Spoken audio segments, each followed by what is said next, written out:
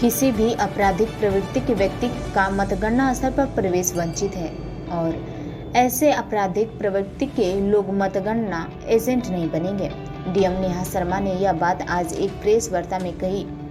जिलाधिकारी ने बताया कि मतगणना स्थल पर मोबाइल ले जाना प्रतिबंध है। डीएम के मुताबिक पानी बड़ी बोतल मतगणना स्थल पर ले जाना मना है। मतगणना एजेंट केवल पानी का पाउच ही ले जा सकते हैं। मतगणना स्थल पर कैलकुलेटर ले जाने की छूट रहेगी। उन्होंने कहा कि मीडिया को समय से सूचना मिलने के प्रबंध किए जाएंगे। राजनीतिक दलों के साथ बैठक कर सभी दिशा निर्देश जारी किए जाएंगे। धारा 144 लागू होने के विजय जुलूस निकालने पर प्रतिबंध रहेगा।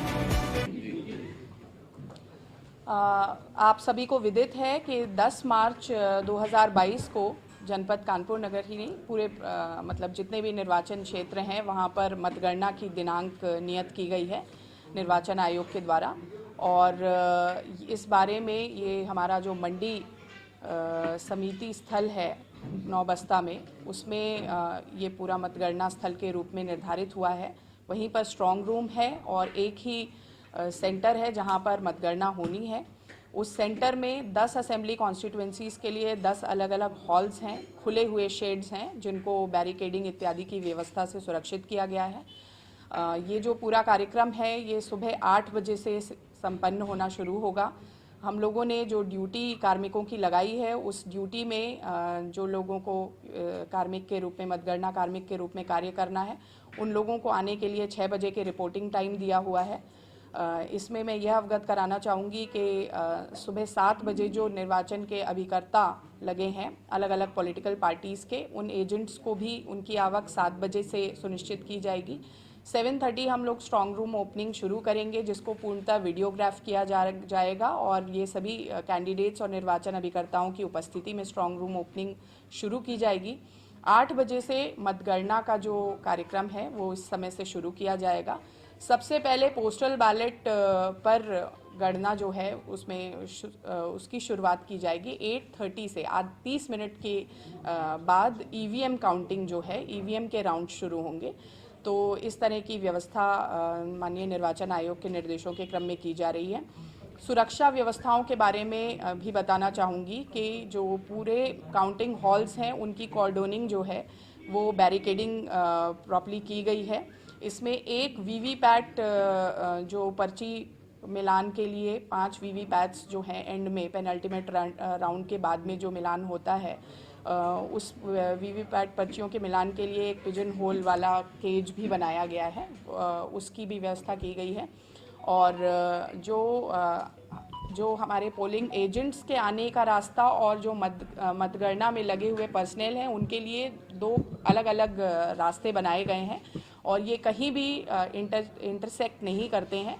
तो एक जो ईवीएम्स को लाने के लिए जो शुचिता बनाई रखनी है उसको हम लोगों ने इंश्योर किया है हमारे जो जिस तरह से बैरिकेडिंग है। टोटल नंबर ऑफ जो मेजें लगनी है उसके बारे में मैं क्लियर करना चाहती हूँ। ईवीएम की गणना हेतु 14 मेजें लगेंगी। डाक मतपत्र की गणना हेतु कुल 38 मेजें, ये मैं पूरे सभी का मिला करके बता रही हूँ, 38 मेजें लगेंगी। इनका सेपरेट वो जो है मैं एक राइटअप आप लोग को उपलब्ध करा दूंगी एसी वाइज। ईटीपीबीएस की गणना हेतु टोटल 25 टेबल्स जो हैं वो लगाई जा रही हैं। मतगणना कार्मिकों के जो नंबर्स की बात करें तो कुल हमारे यहाँ 1068 मतगणना कार्मिक जो हैं वो इस पूरे कार्यक्रम को संपादित करेंगे, 1068। और माइक्रो ऑब्जर्वर्स की नियुक्ति भी की गई है प्रत्येक मेज पे, तो 268 माइक्रो ऑब्जर्वर्स हैं। सुपरवाइजर्स जो हैं इसी मतलब ये जो 1068 का जो है उसका मैं अलग अलग डिवीज़न बता रही हूँ। सुपरवाइजर्स जो हैं वो 276 हैं। गणना सहायक जो काउंटिंग असिस्टेंट्स हैं वो 306 हैं। गणना सहायक द्वितीय जो हैं वो 190 हैं और कंप्यूटर ऑपरेटर्स जो कुल हैं वो 28 हैं। प्रत्येक मेज पर एक माइक्रो ऑब्जर्वर, एक सुपरवाइजर और 2 गणना सहायक, इस प्रकार से कॉन्स्टिट्यूशन रहेगा। टोटल मिला के 1068। वीवीपैट की पर्ची जो गणना में रैंडम मतदेय स्थल का चिन्हीकरण होगा उसके लिए एक बॉक्स तैयार किया जाता है। उस बॉक्स में सभी तरह के सभी बूथ्स के नंबर्स रखे जाते हैं और उनको रैंडमली लास्ट में पर्ची को उठाया जाता है। वो ऑब्जर्वर स्वतः भी उठा सकते हैं या किसी कैंडिडेट को बोल करके उनके या अभिकर्ताओं को बोल करके उनसे भी उठवाया जा सकता है। तो वो रैंडमली उठाया जाएगा। सीआरसी नहीं हुई जो बूथ्स हैं उसके बारे में भी मैं बताना चाहूँगी कि हमारी कुल 7 असेंबली कॉन्स्टिट्यूंसीज ऐसी हैं जिसमें 9 बूथ हैं जहां पर त्रुटिवश सीआरसी रह गई है। उसके बारे में हमने राजनीतिक पार्टियों के साथ में बैठक करके वो कौन से बूथ हैं, कौन सी उसमें ईवीएम निहित है, वो बात बता दी गई है। और इनके बारे में ये भी स्पष्ट कर दिया गया है कि ये जो ईवीएम्स हैं इनको काउंटिंग में रखा नहीं जाएगा। लास्ट में पेनल्टीमेट राउंड में ये एक व्यवस्था होती है कि अगर विनिंग मार्जिन जो है दो कैंडिडेट्स के बीच में जो मार्जिन है वो अगर मार्जिन उस ईवीएम में जितने वोट पड़े हैं उससे अगर कम है तब जाकर उसकी भी काउंटिंग की जाती है। अदरवाइज उन सीआरसी नहीं हुई ईवीएम्स को अलग ही रखा जाता है। तो ये एक व्यवस्था सुनिश्चित की गई है। जो हम लोगों को पोस्टल बैलेट काउंटिंग और ईटीपीबीएस जो काउंटिंग है उसमें मुझे लगता है हम लोग ने एक जो रफली आकलन किया है वो 5 घंटे लगने का समय संभावित है और हमारे जो ईवीएम के राउंड्स होंगे उसमें लगभग 8 घंटे लगने का समय संभावित है। तो इस प्रकार से एक टाइम का भी आकलन हम लोगों ने किया है कि ये पूरी जो मतगणना का जो टाइमिंग है वो इस समय तक हम लोग फाइनलाइज कर लेंगे। जो विशेष रूप से आप लोगों के माध्यम से मैं चाहूँगी कि लोगों के बीच में जाए वो ये बात है कि एक तो नो व्हीकल जोन के रूप में 100 मीटर पेरिफेरी को बनाया गया है। ये सुरक्षा के लिहाज से इम्पॉर्टेंट है। नो व्हीकल जोन के रूप में रहेंगी ये। जो मतदान अभिकर्ता हैं और कोई भी अन्य जो पर्सनल हैं अपार्ट फ्रॉम आरओ एंड जो ईटीपीबीएस में लगे हुए लोग हैं उनके अलावा किसी को भी मोबाइल फ़ोन लेकर जाने की व्यवस्था नहीं होगी। तो ये बात आप पूर्व से प्रसारित कर दें क्योंकि इसमें किसी प्रकार की अव्यवस्था हम लोग नहीं चाहेंगे। लेकिन इस बार हमने पिछली बातों से सीख लेते हुए एक मोबाइल काउंटर भी बनाने का इस बार रख रहे हैं।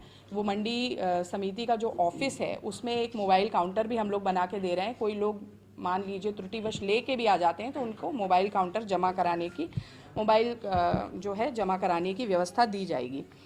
फर्स्ट रिंग जो है वो एक सीनियर मजिस्ट्रेट के द्वारा मैंड होगा। ये जो हमारा काउंटिंग जहाँ पर पंडाल है उसका फर्स्ट रिंग जो है। सेकेंड टियर जो है उसको स्टेट पुलिस जो है उसको गार्ड करेगी। थर्ड टियर जो है वो सीएपीएफ जो इनर टियर है वो सीएपीएफ के द्वारा मैंड होगा। और ये हम लोग समय समय पर अगर हमें आवश्यकता लगती है या आरओ को आवश्यकता लगती है तो वो उसको ऑगमेंट भी कर सकते हैं समय समय पे। जैसा कि आप सबको विदित है कि कुल मतदेय स्थल जो हैं वो 3714 हैं और सहायक मतदेय स्थल मतलब मिलाते हुए ऑक्सिलरी बूथ्स हैं 12 और 3702 जो हैं वो मूल रूप से मतदेय स्थल थे। उसके अलावा जो मतों की कितने मत पड़ गए हैं विधानसभा निर्वाचन 2022 में अभी जो हुआ था उसकी संख्या भी आप लोग को शेयर की जा चुकी है। तो इसको बहुत डिटेल में मुझे लगता है मुझे आवश्यकता नहीं पड़ेगी, बहुत लंबा चौड़ा चार्ट है। इसके अतिरिक्त मैं डाक मतपत्रों का विवरण जरूर देना चाहूँगी कि हमारे जो 80+ और पीडब्ल्यूडी वोटर्स हैं जिन्होंने 12D फॉर्म के तहत वोट डाला था, कुल डाक मतपत्र 881 प्राप्त हुए हैं और इन्हीं की काउंटिंग की जाएगी। ईटीपीबीएस के माध्यम से तद दिनांक प्राप्त जो कुल डाक मतपत्र हैं वो 1835 हैं, 1835। डाक से प्राप्त डाक मतपत्र 507 हैं। फैसिलिटेशन सेंटर पर पड़े डाक मतपत्र जो हमारे पोलिंग पर्सनल जो लगे थे वो 9629 हैं। तो इस प्रकार से कुल डाक मतपत्रों की संख्या जो है वो अभी तक 12852 है। तो ये सूचना राजनीतिक पार्टियों के साथ भी साझा की जा चुकी है। मोबाइल के संबंध में विशेष रूप से मुझे ये बात कहनी थी। पानी की बॉटल्स को लेकर भी कन्फ्यूजन था, तो पानी की बॉटल्स पर भी हम लोगों ने जो राजनीतिक पार्टियां हैं उनको बता दिया है कि बड़ी बॉटल्स अलाउड नहीं होंगी किसी भी दशा में। वहाँ पानी के हम लोग कैंपस वगैरह रखवाएंगे, लेकिन अगर पानी लेकर ही आना चाहते हैं तो पाउच में ला सकते हैं, लेकिन बड़ी बॉटल्स किसी भी दशा में अलाउ नहीं की जा रही हैं।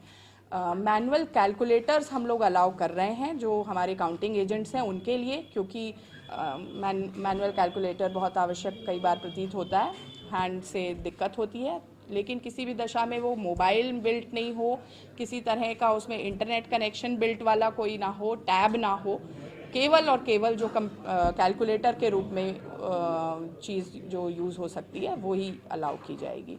और इसको पुलिस के साथ भी हम लोगों ने साझा कर लिया है ताकि किसी प्रकार का कन्फ्यूजन ना रहे।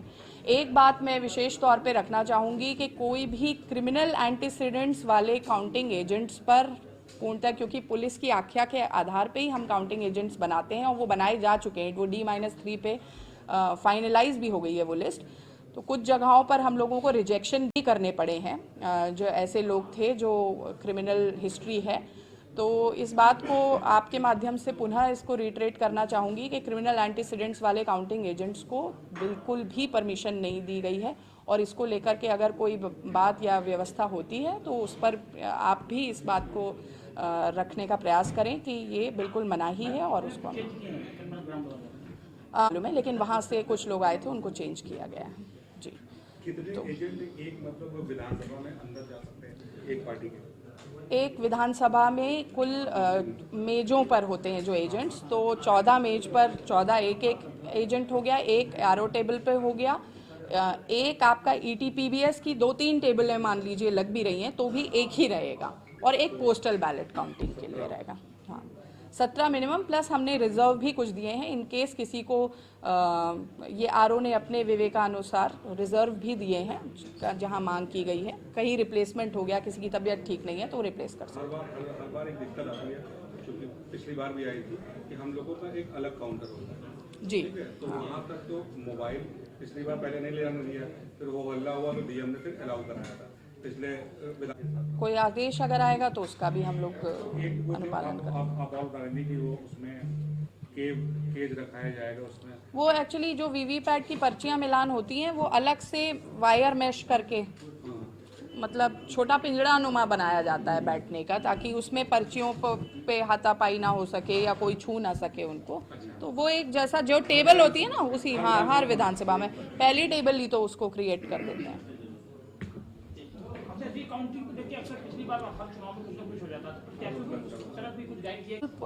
पोस्ट काउंटिंग जो है उस पर भी हम लोग, क्योंकि उस समय पे वो सबसे संवेदनशील समय होता है, शहर में भी जो सिविल डिफेंस के पर्सनल्स हैं उनके लिए एक पत्र ADM सिटी के द्वारा किया जा रहा है। इनफैक्ट विजय जुलूस और इस पर भी हम लोगों की द्वारा रोक की जाएगी, क्योंकि एक बहुत बड़ा जलसा या जुलूस